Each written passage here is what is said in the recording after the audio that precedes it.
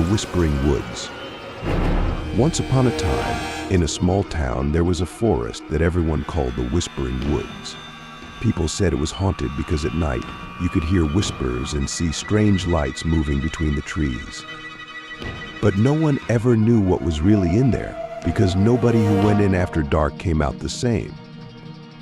One night, a group of ninth graders dared each other to go into the Whispering Woods.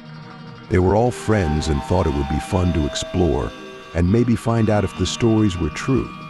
They met up at the edge of the woods, each one trying to act brave, but deep down, they were all scared.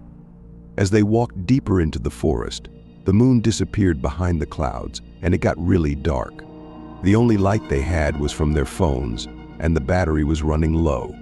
They started to hear the whispers, soft at first, but then louder and louder. It sounded like someone was talking right next to them, but when they turned around, there was no one there. Suddenly, one of the friends, Jake, saw something move in the shadows. It looked like a person, but it was too dark to be sure.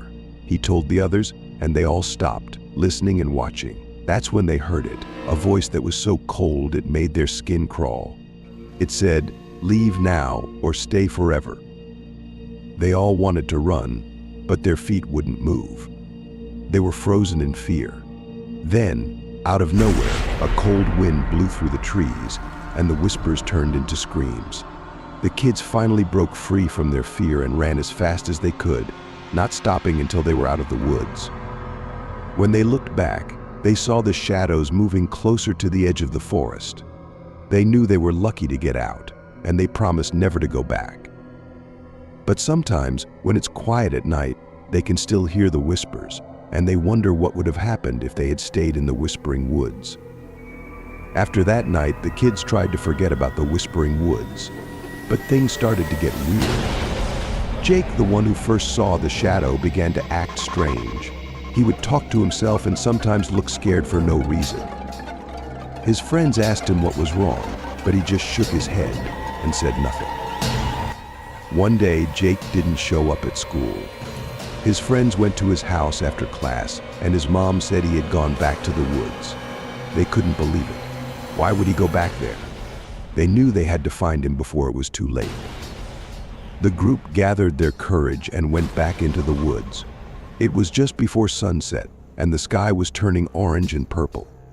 They called out for Jake, but there was no answer, just the sound of the leaves rustling in the wind. As they went deeper, the whispers started again. This time they were louder, and it felt like they were coming from everywhere. The kids were scared, but they had to find their friend. They walked until they found a clearing, and there, in the middle, was Jake. He was standing still, looking at something they couldn't see. His friends called out to him, but he didn't move. They walked closer, and that's when they saw it. There was a circle of stones on the ground, and inside the circle, the air looked different, like it was shimmering. Jake turned around and his eyes were glowing. He said, "They want you to join us." It's so much better here. His voice was calm, but it didn't sound like him. His friends backed away, but the whispers grew into voices saying, "Stay with us." They ran again, not stopping until they were out of the woods. But this time, they didn't look back. They told their parents, the police, anyone who would listen. But when they went back to the clearing, there was nothing there.